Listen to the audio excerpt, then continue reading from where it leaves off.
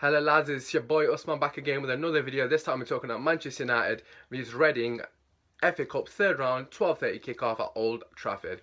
And for some of you that may know or may not know, it is a return of Jaap Stam, the bad man himself. What a player he was. Could do with someone like Jaap Stam's ability centre back now. But anyways, I'm assuming he's going to get an amazing reception because obviously he's quite an exceptional player for ourselves. But we're here to talk about Manchester United and what will Manchester United offer in this game here. Yeah, so I was thinking about it. I'm not really sure how to approach this game. But what I will say is it's an important opportunity for Jose to rest some of our main players in the sense that, you know, we have had quite a busy Christmas period and this is a game that our players need to rest. He said quite recently that I need to give Zlatan a rest, but unfortunately he's not. Well, so it's not unfortunate, is it? He's not droppable at the moment, and this is the opportunity not to drop him, but to rest him. I want to see Zlatan rested, I want to see Carrick rested, potentially Pogba, Mkhitaryan and Herrera. So that's about 5 players there that we can bring in fresh for the game on Tuesday. For those of you that do not know, we are playing Hull in the semi-final of the League Cup, and I do not care that takes priority over this FA Cup game. But you're probably thinking, how the hell does a League Cup game take priority over FA Cup game? League Cup is the kind of trophy that scum teams like Liverpool and Arsenal get happy over. Like, it's a nothing trophy. But given the circumstances that we're in, the semi-final, I think it does take priority. Also, what I will say is it does give us a rare opportunity to win a trophy in Jose's first season, early February or late February, whenever the final is. I think it might be late February.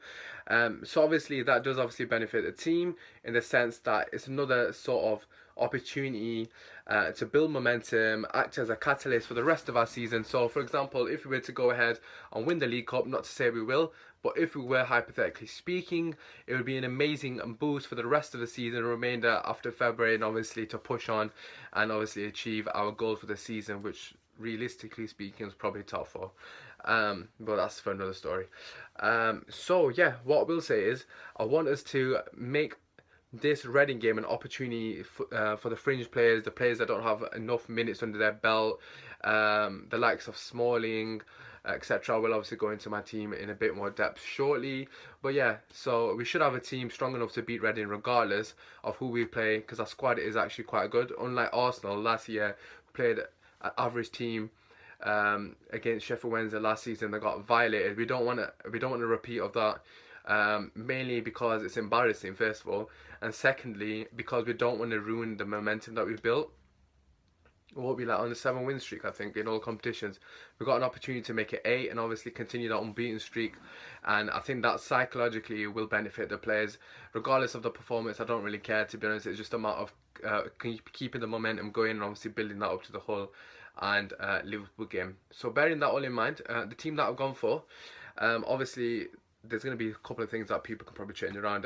Feel free to leave that in the comments by all means. I'm not saying my team's right. But yeah, so I'd go for Romero in net first of all. Not to say De Gea needs a rest, but I think Romero deserves a start. And obviously we can't give him a start in the Premier League because De Gea is arguably the best keeper in the world. So I'll start with Romero in net. And right back, this is where I had a bit of an issue. I'm not 100% sure. But I'm going to go for Timothy Fosu-Mensah. I wasn't sure exactly, but I'll explain a bit further on why.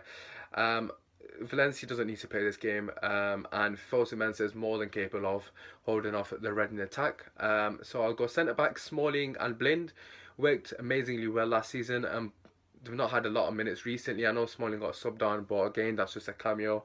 Yeah, why not let them both play from the start? Left back, I'm going to go Luke Shaw. I know he's fit in training, and this is a perfect opportunity to bed him into the squad. Not the most difficult opposition. Sorry. No disrespect to Reading, obviously.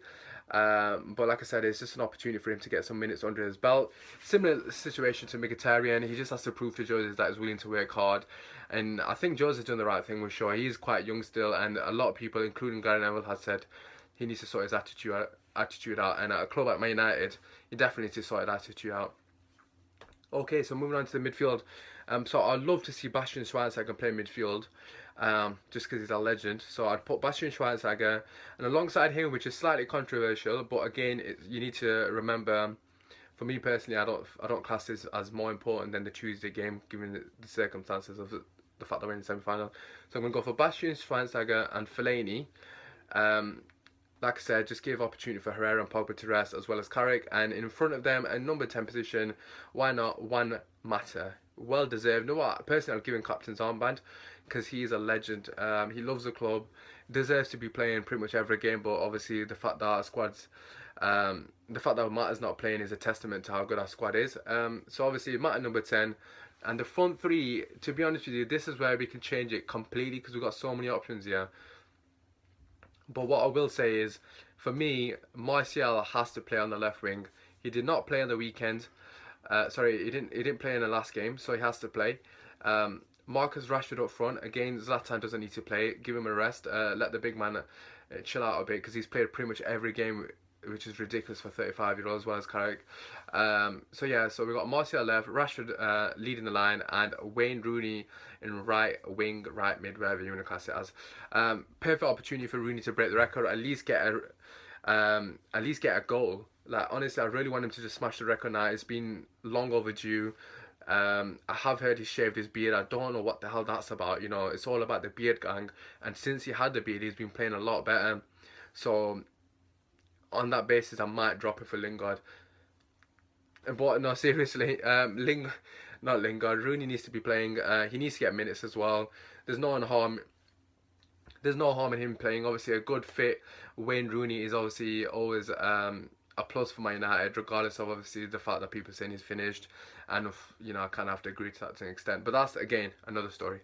Yeah, so starting 11 for Man United, like I said, it's more than capable of beating a Reading side. We don't want to have a similar situation to what happened with also Sheffield Wednesday and embarrass ourselves. We want to keep the momentum going. That's a very important factor. You know, the psychological aspects of sport and football in this case is quite important, that, you know, we do have that winning mentality and we do carry it through, even regardless if it's less opposition, so to speak. So enough of Man United, let's talk about Reading. Much like a lot of you, I don't know much about Reading, I'm not going to lie to you, and I probably couldn't even name 5 of the players before I did a bit of research, and even now I can't even remember the names. What I can say is they do have Tyler Blackett. Obviously we all know who Tyler Blackett is, and they do have McShane as well, who's another academy player for ourselves. Obviously he's gone to Reading. So decent players. No one really stood out, but I did look at the stats. I'm not really much of a stat merchant, but what I can say is their striker Gareth McCarthy, I think I've pronounced that right, I probably butchered the name. Yeah, he's got 8 goals and 5 assists, so that's not a bad return at all, to be honest. You know, 8 goals, 5 assists, you can't really complain. If he was an Arsenal player, they'd probably compare him to, like, you know, Suarez or something. But yeah, so we do need to obviously be wary of, you know, players like himself. They are a championship team. They're on a 3-win streak, and in the last game they did come back to win 3-2, so they do have a bit of momentum themselves, and they're obviously 3rd in the league, so they're not doing bad at all. They're looking back. They're looking to get back in the Premier League. A decent team. Obviously, Jack Stam's the manager. So overall, I would say it's going to be a bit of a tough game, tricky game if that. But at the same time, we should, with the team I personally have selected, we should easily beat them. And the prediction I've gone for is 3-1. The reason I've gone 3-1 is there's not really a reason, to be honest. It's just a random score. No, but I think I can see goals, and I'm not 100% sure if our makeshift defense is going to be able to keep a clean sheet. However, obviously it would be nice given sort of positive, so to speak. But yeah, I'm going to go 3-1. I'm hoping Rooney can get on the score sheet. Maybe Martial and probably Rashford. Well, the front 3 in that case, that would be perfect. But yeah, feel free to leave a comment, you know, regarding your lineups. What would you go for, and your score predictions. Obviously I'm full of shit, aren't I? Cheers lads, appreciate it, peace.